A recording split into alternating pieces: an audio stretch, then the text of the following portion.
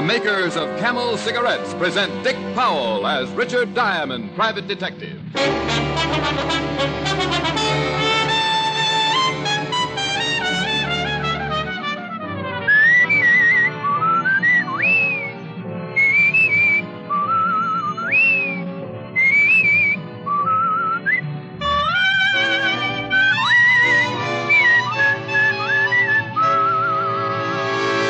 The proof of a cigarette is in the smoking. Steady smoking. Smoke only Camels for 30 days and enjoy Camel's rich, full flavor, a flavor that no other cigarette has. You'll see how mild Camels are pack after pack, how well they agree with your throat week in and week out. You'll soon see why Camel is by far America's most popular cigarette.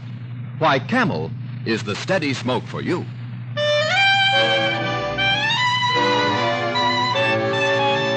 Here transcribed is Richard Diamond, Private Detective, starring Dick Powell.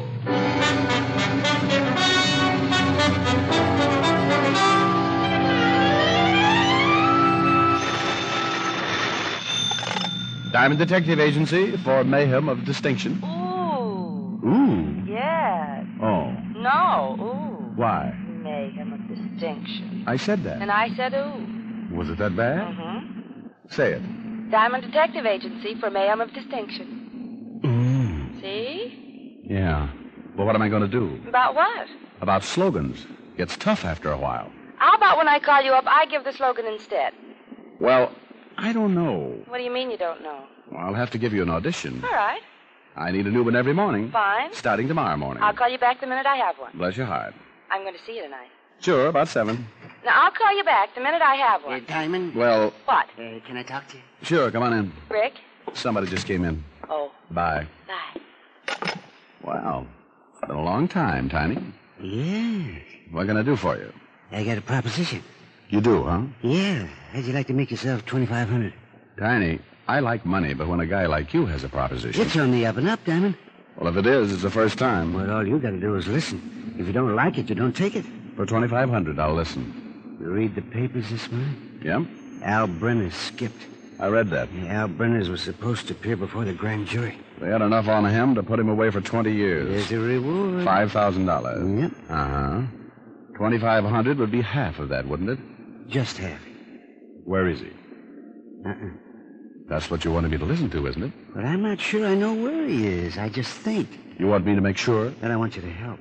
I got the lead, but I don't want to turn him in. You know what happens if the boys find out you tipped me? Well, I give it a lot of thought. Look, Tiny, I got to be honest.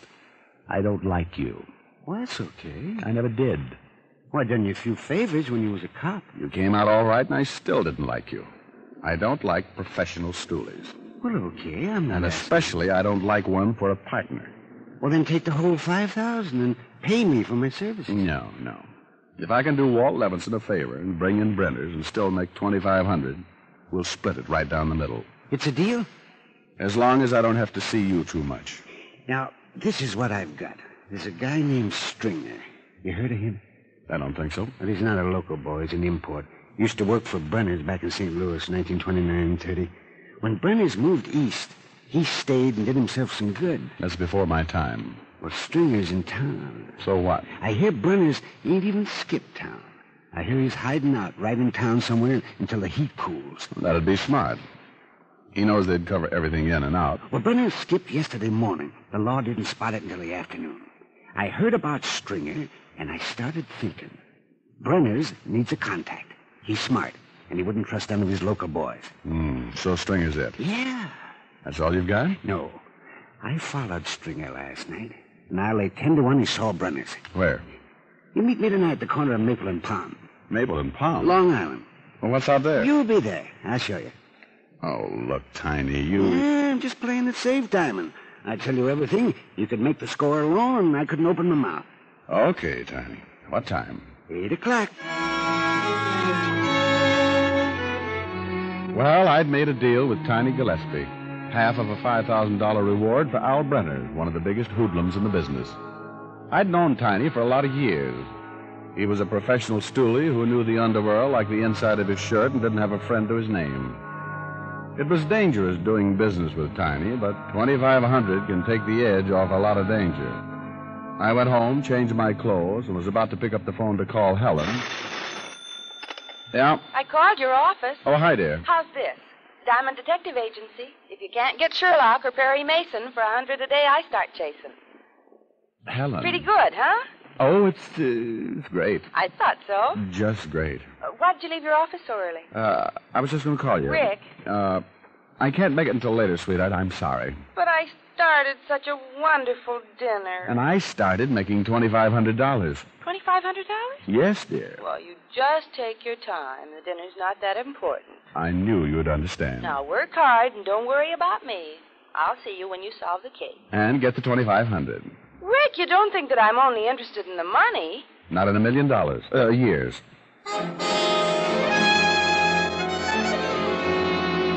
Because Helen was so interested in my welfare, I managed to borrow her convertible, and by 8 o'clock I was parked at the corner of Maple and Palm on Long Island. It was easy to understand why Tiny had picked the spot to meet. It was as dark as a mine shaft, and there wasn't a house within a half mile. I lit a Camel, sat back to wait. It got to be 8:15, and Tiny still hadn't arrived.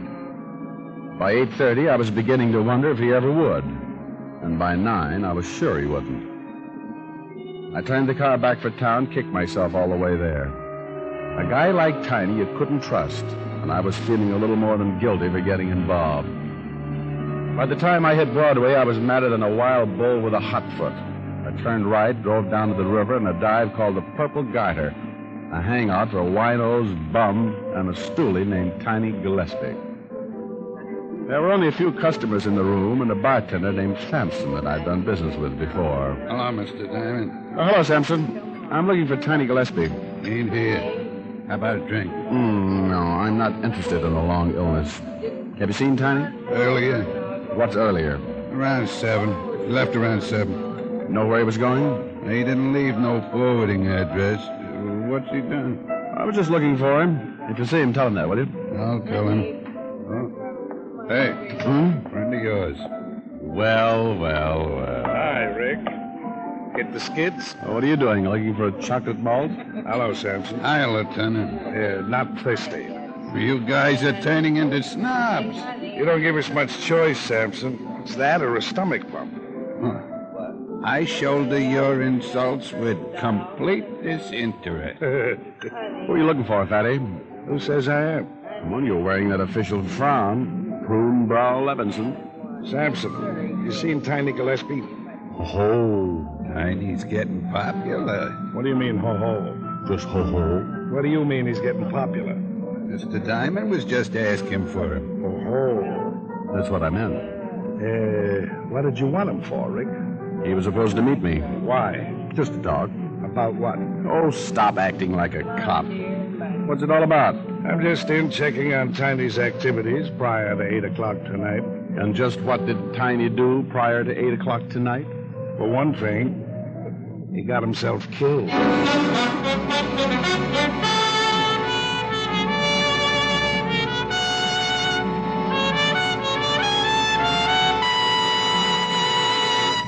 Before we continue with Richard Diamond, here are a few words about smoking enjoyment.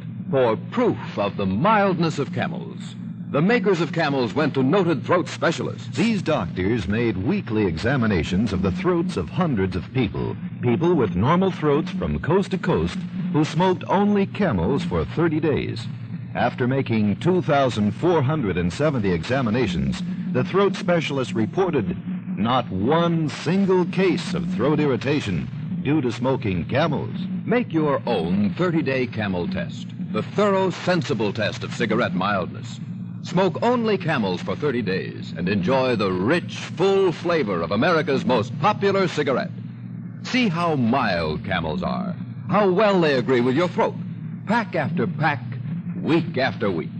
You'll soon see that Camel is the steady smoke for you. How mild can a cigarette be? Make the Camel 30-day test and you'll see. Smoke Camels and see. And now back to Richard Diamond, Private Detective, starring Dick Powell.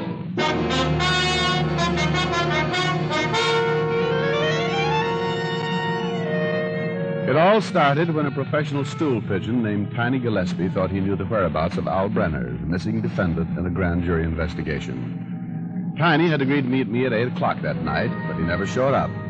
And when I went looking for him, I ran into Lieutenant Walt Levinson, 5th Precinct Police.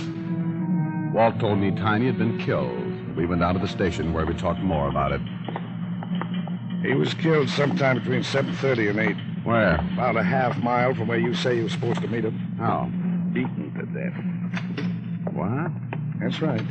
Somebody really worked him over. Wait a minute, I got a medical report here, son. Yeah, here it is. Broken back, fracture of the femur, fracture of... Okay. He was a mess. Want a cookie, Bright Eyes? No, thanks, Fatty. Help yourself. Is that part of your diet? Yeah. Rips the weight off you. That's obvious. Tell me, Skinny, you ever hear of a hood named Stringer? Stringer? St. Louis. Worked for Al Brenner's in 1929 and 30. Well, what's she got to do with it? Tiny's been following him. Tiny thought Stringer was working as a contact for Brenner's. Tiny say Brenner's were still in town? He thought so. He said he followed the Stringer someplace, and he believed he met with Brenner's. Rick, you ought to know better than to get mixed up with a guy like Tiny. You ought to double date with my conscience. I take better care of it than you do. Want some coffee? Yeah, black. Sugar? The usual, 12 lumps. Listen, sweetie pie, if Brenner's is close and Tiny was supposed to meet you a half mile from where he was killed... It's a good bet Brenner's could still be in that area. Unless he skipped again and found out Tiny had him spotted. Well, he knows he'd never get out of town now, and I don't think he's too worried about killing Tiny. I don't think he'd ever figured Tiny would tell anybody what he knew. He knows Tiny's done business with the law. And he knows that the law would have come instead of Tiny. That's right. I think Brenner's is worried, but if he's got a good hideout, I think he'll stay put. Here's the lab report on Tiny. Scrapings from the bottom of his shoes indicate fertilizer and new grass. Tiny's body was lying at the bottom of a gully. Nothing but dirt and clay. Any houses near? Not for miles. Show me on the map where the body was found. Sure. Right there. I was supposed to meet him there. Maple and Palm. Sure isn't much in that section.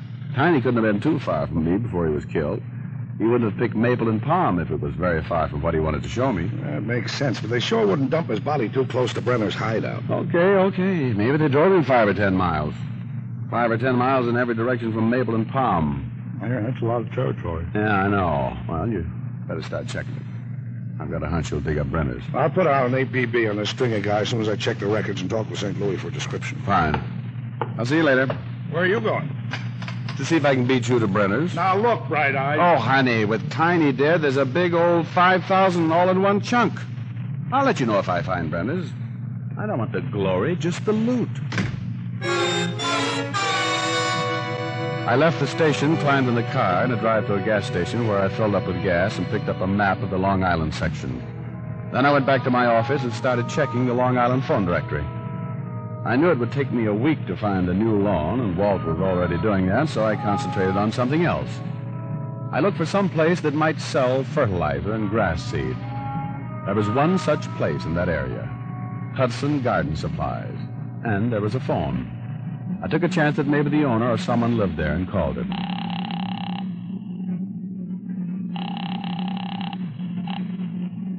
Yeah. Is this the Hudson Garden Supply? Huh? Is this the Hudson Garden... Yeah, who is this? Well, who is this? This is Hudson. Who is this? My name's Diamond. Well, what do you want? It's after 12. Did you sell any fertilizer or grass seed in the last 2 or 3 weeks? Are you kidding? You do sell fertilizer? Oh, look, wise guy. Oh, come on. This is police business. Police? Lieutenant Walt Levinson, 5th Precinct. I thought you said your name was... Diamond. You want us to come out and pull you out of bed? Oh, look, I'm sorry. It sounded like a gag. Well, have you sold any fertilizer or grass seed in the last few weeks? Oh, yeah, sell a lot of fertilizer. It's good fertilizer. Any grass seed? Yeah. To an address in that area? Yeah, a couple of weeks ago I sold a big load. Who'd you sell it to? Well, I don't remember the bill. I'll have to look it up. Look it up. Well, now? Unless you want us to come out there and help you. Well, okay. Hold the phone. Good job.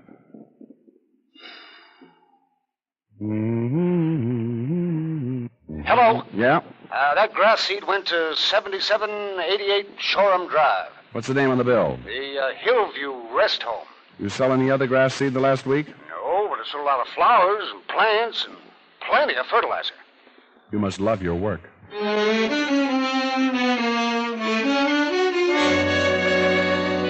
I climbed back into the car and headed back for Long Island on 7788 Shoreham Drive. 40 minutes later, I pulled up on a lonely, dark road and turned the car lights out. The Hillview Rest Home stood out against the moon like a lonely castle.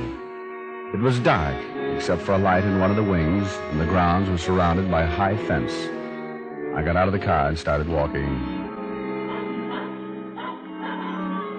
I kept going until I found a section of fence that a man might climb and not be seen from the house. I went up and over, dropping down and stopping my fall with my hands. When I felt my hands, they were wet and covered with new grass. There were about 100 yards between the fence and the main building, and the moon reflected off the wet grass like a mirror. If anybody was watching from the house, I'd never make it without being seen. I bent as low as I could and ran about halfway and stopped, listening. It was like a bad dream, crouching under the moon, trying to make my breath come out slowly so it wouldn't show against the cold, and feeling like I wanted to dig a hole and hide right there, or better still, wake up. I started again, running low, looking from side to side, but never behind.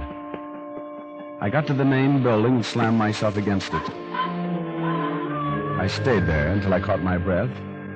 Then I moved around to the front door and tried it. I got the surprise of my life. It was open. I found myself standing in a large room, dark except for a small red light burning over a door at the back. A staircase to my left led to the floors above, and there was another smaller room to my right that was black except for the shafts of moonlight slanting down through the barred windows. Barred windows and an open door. Something was wrong. Don't move. Don't move.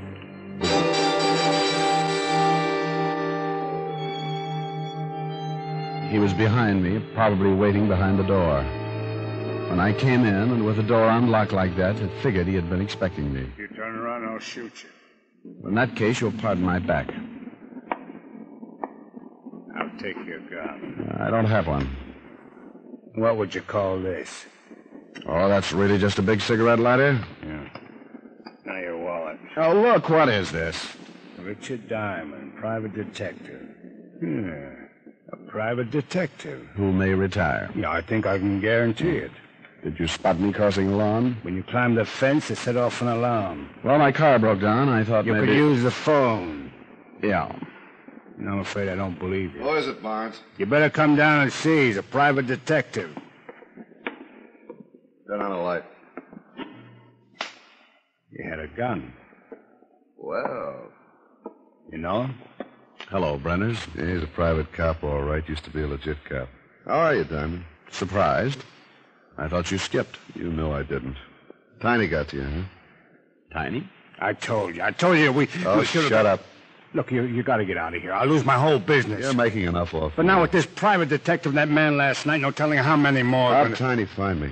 I don't know who you're talking about, Brenners. I'm just as surprised at seeing you as... You're lying. Brenners, please. He might have told the police what he knows. They'd be here by now if he had. You're going to be in a little trouble, hiding out a man who's wanted by the federal government. He's right, Brenners. Whether he's trying to talk himself out of a jam or not, he's right. Relax. When Stringer gets here, I'll leave. Thank goodness. In the meantime, you better take care of Diamond. You mean like... Yeah. The way you did with Tiny Gillespie. Yeah, but isn't there... You don't want to lose this place, do you? No. And I don't want anybody around to talk about me. How come you worked Tiny over like that? Why didn't you just use your gun? You're in for a treat, Diamond. You're going to have a hard time working me over like that. Oh, we're not going to do a thing. Hey, better take him downstairs. Stringer should be here any minute. Yeah, all right. Walk over to that door. Nice seeing you again, Diamond. Yeah. Open the door. Go on, I'll have to shoot you. Keep going. Down those stairs. You're making a big mistake. I have no choice. State's evidence might get you off easy. Oh, the murder charge? Might get just life. And I might not. Stop right there. Open the door and go on in. Oh, now, look. I'll shoot you right here. Okay. Alf. Alf. I'm here. What is that? I got somebody for you, Alf. Get in there. Oh, now, Lord.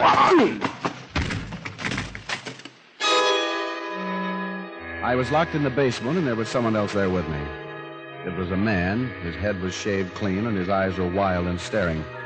He was sitting in a corner, and as he pulled himself up, he looked at me, tipped his head to one side like he was listening to something. I gotta take care of you, too, huh? Then he was on his feet, shoulders hunched, and his arms hanging at his sides.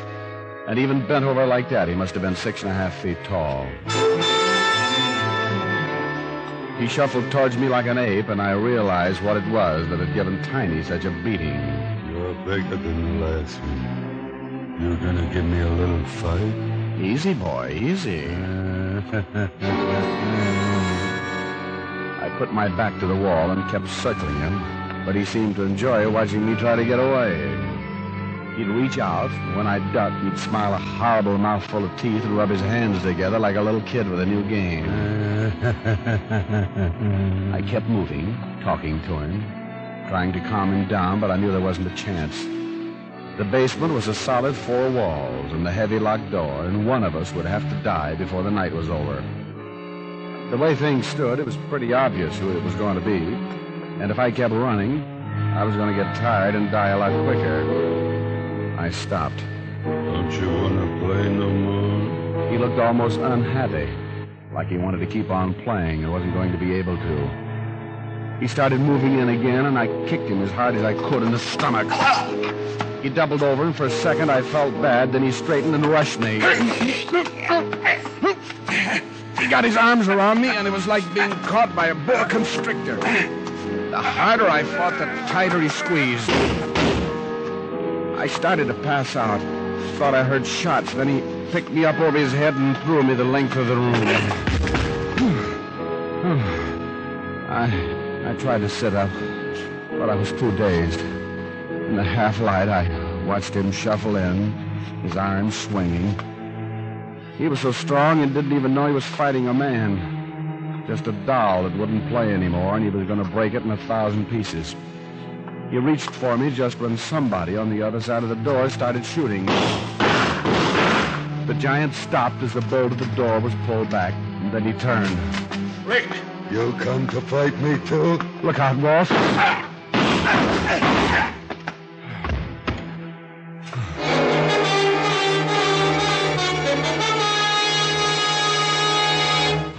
Rick. How'd you find me, Wolf? Located Stringer and tailed him. Saw Helen's car parked outside the fence. What is that thing over there? Oh, just an animal. It used to be a man, I guess. That's the way Tiny got killed. Ugh. How bad are you? Oh, just shaken up. But another couple of minutes and... Well, I'll give you a hand. Thanks. You get Brenner's? Yeah, they're putting him in the car. Lean on me. I'm okay. What was all the shooting outside the door? Oh, Barnes. He didn't want to let me in. Who told you I was down here? The minute we came through the front door, Barnes headed down the stairs. I spotted him and went after him. Oh, bless your little heart. What are you going to do with that $5,000? Oh, Walt, I'm going to buy you the best present you ever had in your life.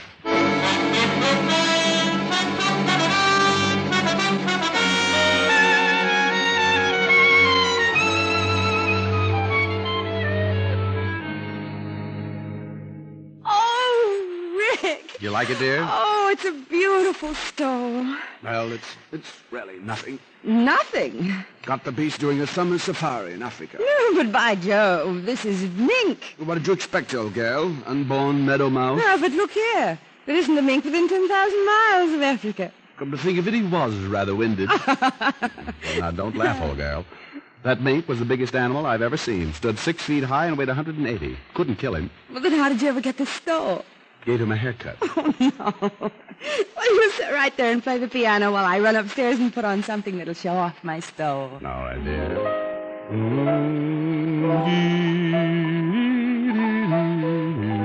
What a memory. Oh, baby, what I couldn't do with plenty of money and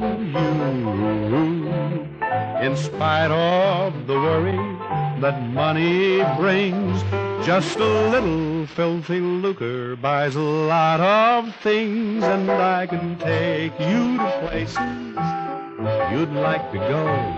But outside of that, I've no use for dough. It's the root of all evil, of strife and upheaval. But I'm certain, honey, that life could be sunny with plenty of money and you. That was pretty. Thank you. Ooh. How do I look? Oh, that mink never had it so good. Are we going to dinner? Right, dear. I'm going to buy you the fancy... Oh, I'll get it. Asher's Mink Farm. Rick, your present just arrived. Oh, I hope you like it, Walt. I don't know how to thank you. Well, it's nothing. I know. Wear it in good health, and I'll see you soon. I'll never forget you for this, old man. Bye. What? Mm-hmm. He loved his present. Well, you got him a present, too. But he saved my life. I bought him a beautiful cashmere uniform. Cashmere uniform? He couldn't get over it. Now, let's go, dear. Rick. Hmm? You must have spent an awful lot of money. For the people I love. I've still got about $1,500 left. That's pretty good after taxes. Taxes! Rick. Oh, give me pencil, give me pencil. Right there on the stand. Oh. Didn't you take out any withholding? $5,000. $750 cashmere uniform. $27.50 meat stove. Take away. Take away. Take away. Oh! Ricky! I owe the government $1,600.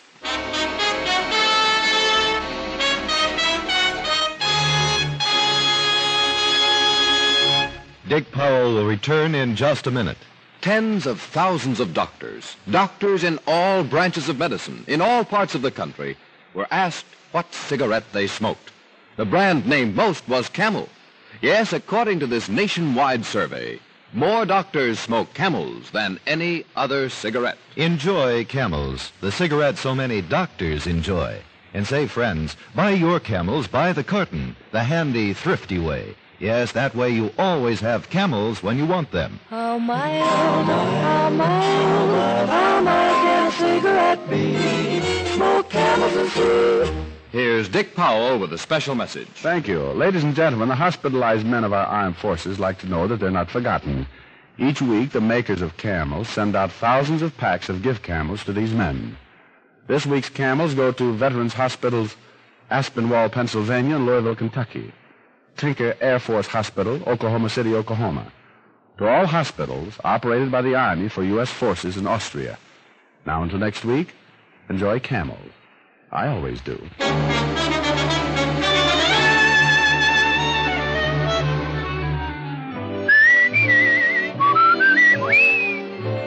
Tonight's transcribed adventure of Richard Diamond was written and directed by Blake Edwards with music by Frank Worth. Virginia Gregg played the part of Helen Asher, and Alan Reed was Lieutenant Levinson. Others in the cast were Howard McNear, Ed Max, Jane Novello, and Joel Samuels. Be sure to listen to another great Camel show, Vaughn Monroe and the Camel Caravan, every Saturday night. The bite is out and the pleasure's in when you smoke Prince Albert. The bite's out and the pleasure's in when you pack your pipe with America's largest selling smoking tobacco, Prince Albert. PA's Choice Tobacco is specially treated to ensure against tongue bite. Yes, with Prince Albert, the bite's out and the pleasure's in. And there's more tobacco in the pocket tin. Listen next week for another exciting adventure of Richard Diamond, starring Dick Powell. This is Your FBI. The official broadcast from the files of the FBI follows immediately. Stay tuned. This program came to you from Hollywood. This is the American Broadcasting Company.